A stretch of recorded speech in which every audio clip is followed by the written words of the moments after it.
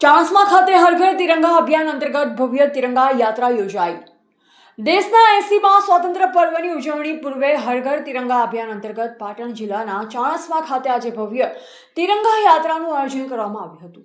દેશભક્તિના રંગે રંગાયેલા યાત્રામાં ચાણસ્મા મામલતદાર, નગરપાલિકા પ્રમુખ લાલજીદાસ, લક્ષ્મીદાસ પરિવાર ટ્રસ્ટના ટ્રસ્ટીઓ, ભારત વિકાસ પરિષદ તેમજ જાયન્ટ્સ ગ્રુપના સભ્યો, વિદ્યાર્થીઓ, યુવાનો, સરકારી અધિકારીઓ, કર્મચારીઓ, પોલીસ જવાનો તેમજ વિવિધ સામાજિક સંગઠનો અને મોટી સંખ્યામાં નાગરિકોએ ઉત્સાહભેર જોડાઈ રાષ્ટ્રપ્રેમની ભાવના વ્યક્ત કરી હતી।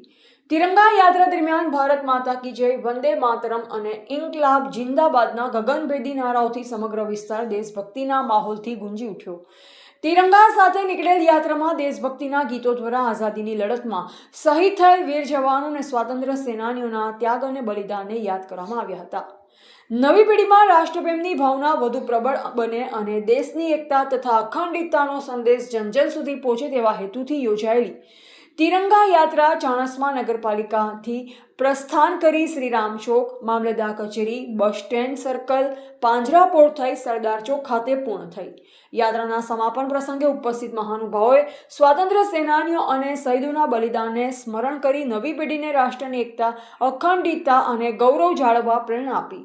સાથે જ હર ઘર તિરંગા અભિયાનને જન આંદોલનનું સ્વરૂપ આપવા સૌ નાગરિકોને ઉત્સાહપૂર્વક જોડાવા અને પોતાના ઘર પર તિરંગો લહેરાવી રાષ્ટ્રપ્રેમની અભિવ્યક્તિ કરવા અનુરોધ કરવામાં આવ્યો હતો।